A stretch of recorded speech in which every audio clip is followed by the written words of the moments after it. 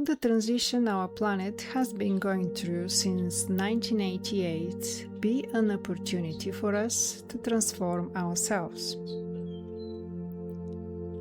the consciousness and the cosmos, a path to one's own inner cosmos, in assistance of a more profound understanding of the current planetary transition, a stimuli that accompanies the pilgrim in his return to his cosmic home, the consciousness and the cosmos, podcast of Uksim Planetary Service Centre.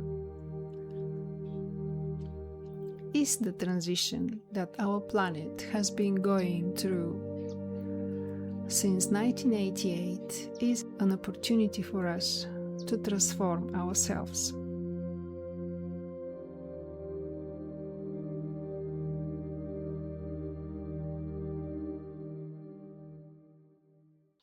Daniel Gagliardo says, objectively, every situation is a unique opportunity because you don't get the same opportunities twice. There are occasions and opportunities that remain unique, preparing us for others that are about turning the page. In that sense, the planetary transition that began in 1988 is about grasping a page like this and turning it over, lifting it to turn it. No one knows when this turning of the page will be completed. But in that sense, it is a transcendental condition, and within the framework of the Earth's surface karmic situation, we'd allow something to be transcended, the planet to be transcended, that until the moment was the only ruling pattern in evolution of the terrestrial surface. Because the terrestrial surface has always been subject to karmic laws, what is proposed here is precisely that, to turn the page, so that the law of karma can be transcended. We begin to live on the surface of the planet, and the advent of the higher evolutionary law, the law of cycles, so it is of an absolutely transcendental character. That is, what will happen in the terrestrial transition when it's exhausted, that will happen for the apex, with or without our collaboration as service humanity, will allow the present state of our consciousness and the planet to be transcended.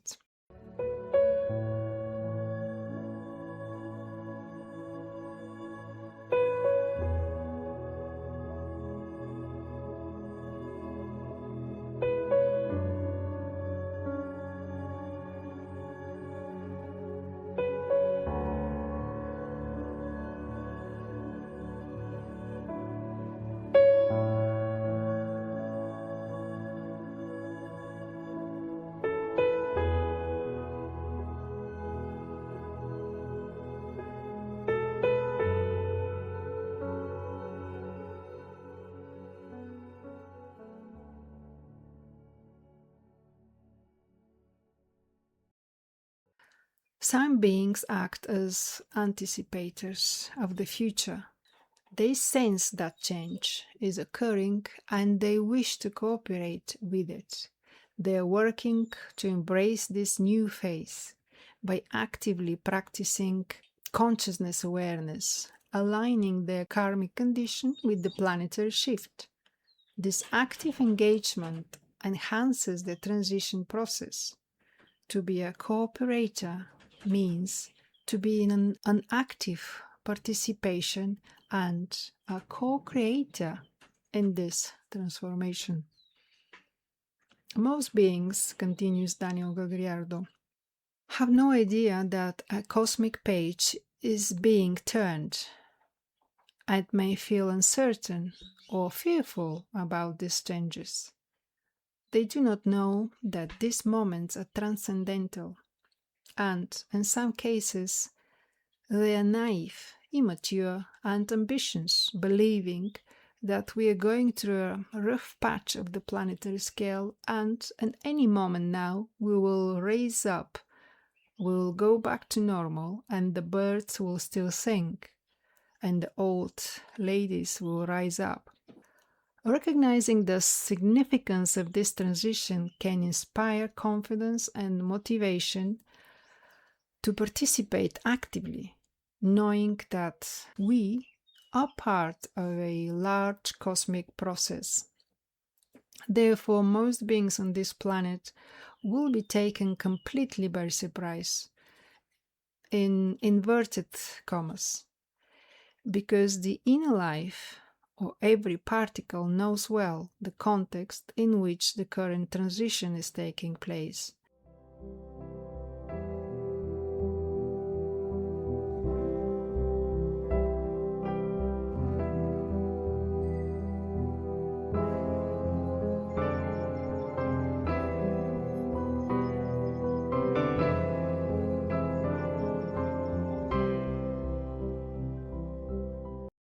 So how do we see it? We have to work, says Daniel Gagliardo. Within this context, there are beings who, between now and the end of the planetary transition, can assess their current cosmic condition through introspection or spiritual practices. They can then take steps to assume responsibility for their role as particles moving through an evolutionary framework like this. Recognizing one's karmic state helps one consciously align with the planetary evolution. The beings who do not recognize the transition as truly transcendental are those the majority will not consider rescuable. That is to say, they do not have the conditions to define their relationship, their commitment, and the vision of the planetary future in any other way than from their naivety, immaturity, and ambition.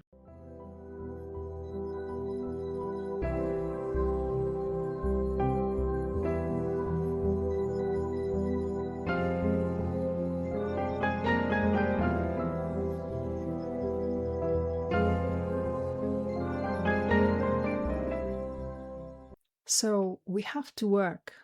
Many have the opportunities to revert to what they are in consciousness today. But in this case, transience of consciousness is always transient. No one is not going through a transitory stage in a state of consciousness. Still, there are beings who, no matter how many stages they go through, which are all transitory, will continue to go through stages within a primitive framework. Some are going to burn stages to achieve awareness of the planetary situation, to begin working more effectively on it, and to really be cooperators in this process.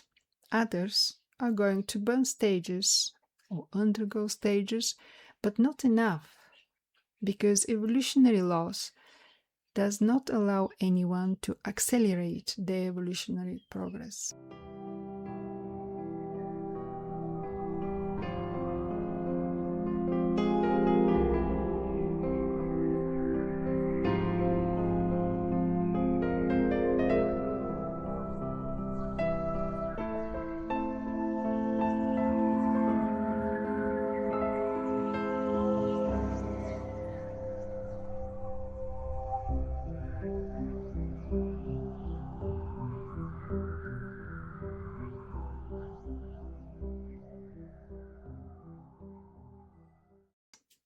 They will go through stages, but it will not be enough for them to be considered beings that have reached the condition of being able to be rescued.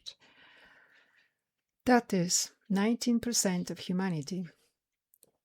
Often in these meetings we talk, says Daniel Gagliardo, about whether those who glimpse it can achieve that condition, what can gradually take that turn and confirm something is the evolutionary law, that everything transforms and nothing stagnates. They are simply beings who, although they are going to transform themselves, will not do so with a tenor, with a depth or evolution that will allow them to pass to the other side of the rod. To reverse this, you have to pass a very high threshold, because as a civilization, we have an endemic form of selfishness, individualism, competitiveness, rooted as a cultural pattern, to such an extent that they are rewarded.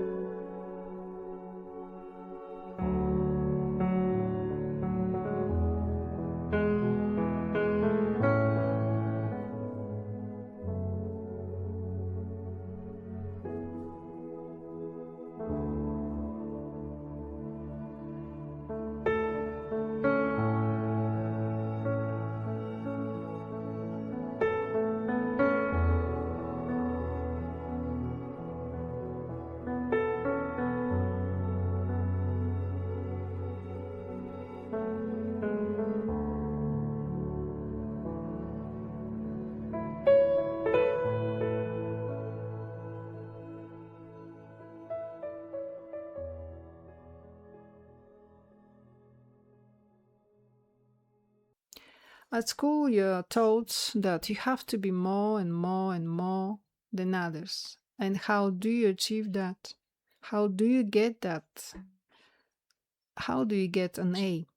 There are parents who challenge their children if they get an A, so the bar is very high to step out of such a selfish and ambitious position and to forget about oneself.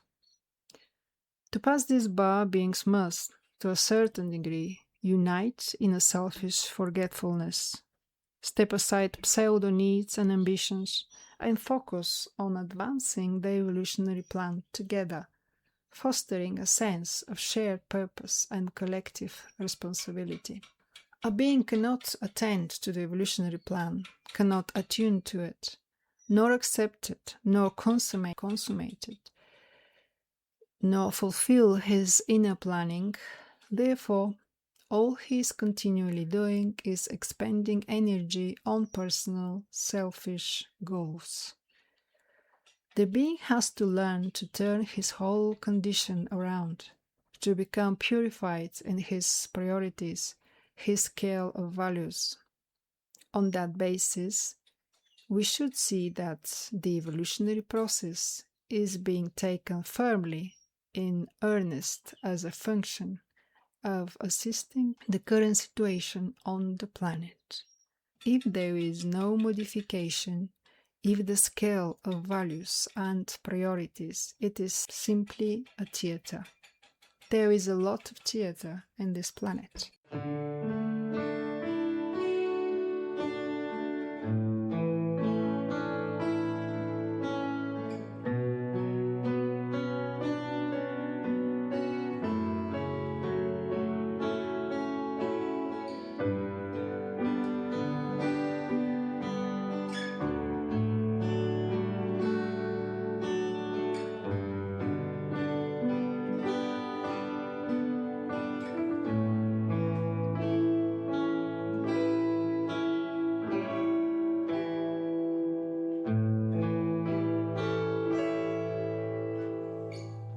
The real challenge lies with those who have the ability but choose not to act, isn't it?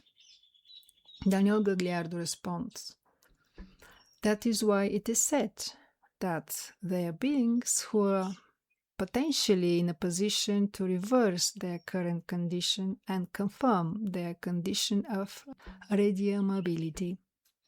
What it means is that a being who is in a certain state today that doesn't allow him to be considered an assistant of the evolutionary law can do conversion work, can work in opposite sides of the error. He can go through the process of confirming his condition of redeemability, but It is an intensive work. Of course, that means taking responsibility of commitment and to be attentive to work on the opposite direction of our state of consciousness, moment a moment. Because sometimes people work when they feel like it, when they have time to do so, or they're waiting to be inspired to do so. Because if we do that, if you only work when you feel like it, when we feel like it, when we're inspired, and we don't put our attention moment a moment, then it will be more of the same. We always do the transcendental things we should have recognized, deepened, and persisted in implementing and obeying only when we have the time to feel like it.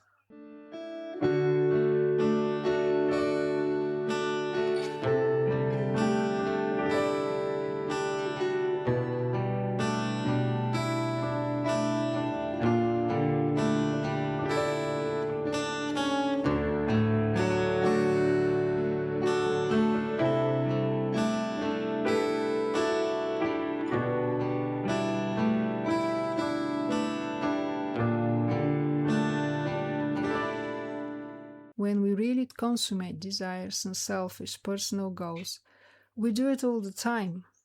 We don't do it when we feel like it. We put all our energy all the time for that. We always have desire. We always have the energy to do so. That is, the forces of matter influence our scale of values and priorities, deeply driving and modifying the relationship we should have with the inner law and inner energy within us, not with the energy of the forces. However, since the inner laws are on a scale unimaginable to the ego and personality, we continually surrender to the forces of matter. And we do not reverse our attention to the inner laws and to the inner energy.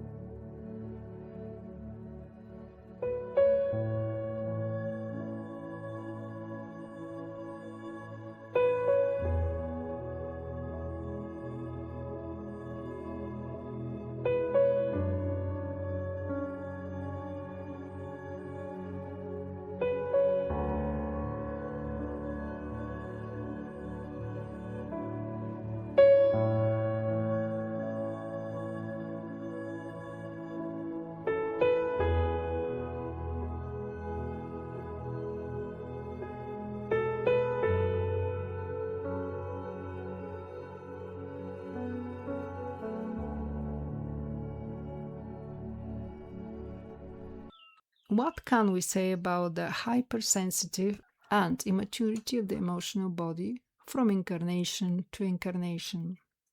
Daniel Gagliardo says, hypersensitivity remains the same.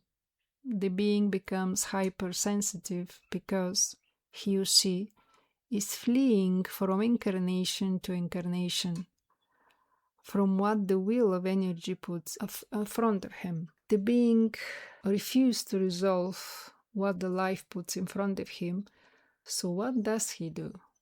Escape, escape, escape. Hypersensitivity can be seen in a psychic field as an allergy.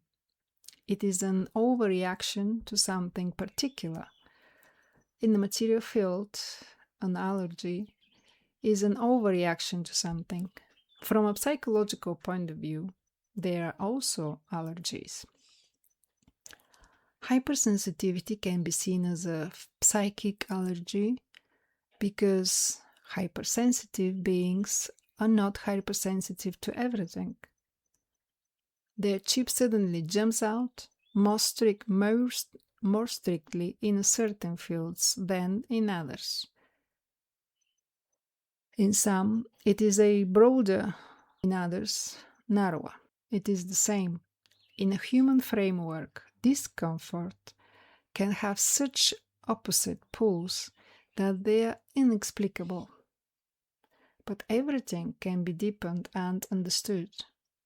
In our culture, in general, on the planet, that feel uncomfortable when life cannot be saved or when life is at risk.